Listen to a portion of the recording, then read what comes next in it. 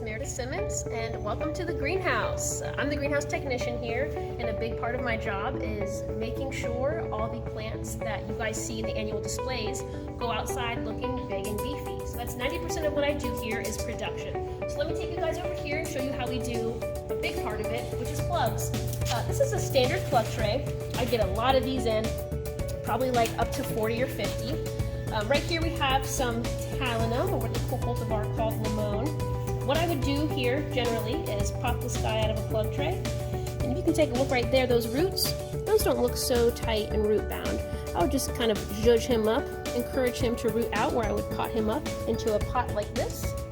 This is a standard 3-inch 1801. Now I just put him right in there into some head house mix. That's peat, perlite, some slow release fertilizer, and an iron amendment.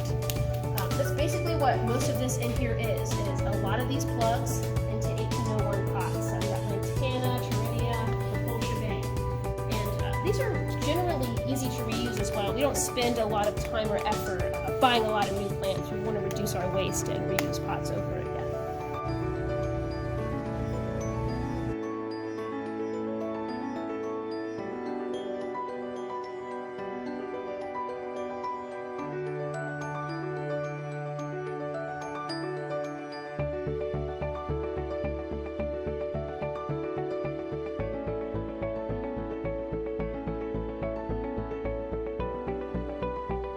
So a lot of what you see on this table is going to be featured in our annual display this year. It's mostly edibles. We really want to push the edible movement. A lot of marigolds, which are edible, sunflowers, tomatoes, peppers, things like that. And how I produce these plants in mass, like you see, is a technique that a lot of growers use, which is working backwards. And what I mean by that is, let's say you have a plant out date, like we do, of April 15th, so the middle of April. And then you have to see how many days to maturity your crop requires. So for instance, sunflowers is generally a 2 to 4 week crop. What you would do is say, okay, I want my sunflowers to be ready April 15th. What you would do is work back 2 to 4 weeks. So if it's a 4-week sunflower, you want to start your seeds on March 15th. That's basically how I do all of this. It's really simple, really easy. It's a good technique for home gardeners too, to not get confused and to make sure your garden looks full all at the same time.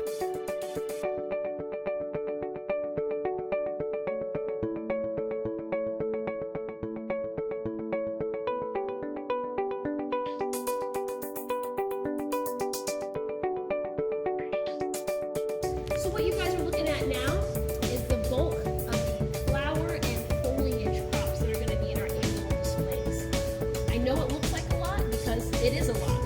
Looking at some dianthus, portulaca, some ferns, mint,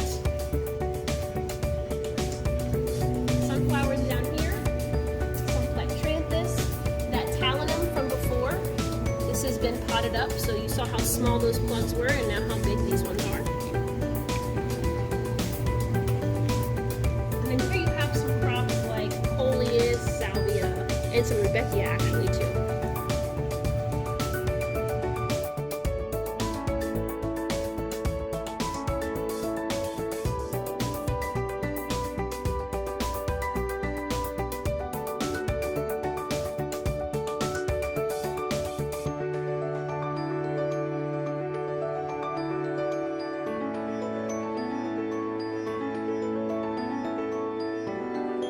So some other things we do in the greenhouse are plants just to stock the garden, sometimes for plant sales, sometimes just because. A huge focus that we've started doing is on salvias. In front of you here, you'll see a lot of different salvias. We have a couple gardeners, that's their favorite plant, and some of them smell really awesome.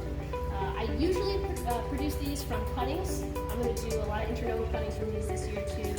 They have really beautiful flowers. Unfortunately, some of them aren't blooming. I cut the blooms back because in the greenhouse, if you have a lot of blooms, you have a lot of insects. These are an exception. I need to get to these, I just haven't yet. Really beautiful light lavender color.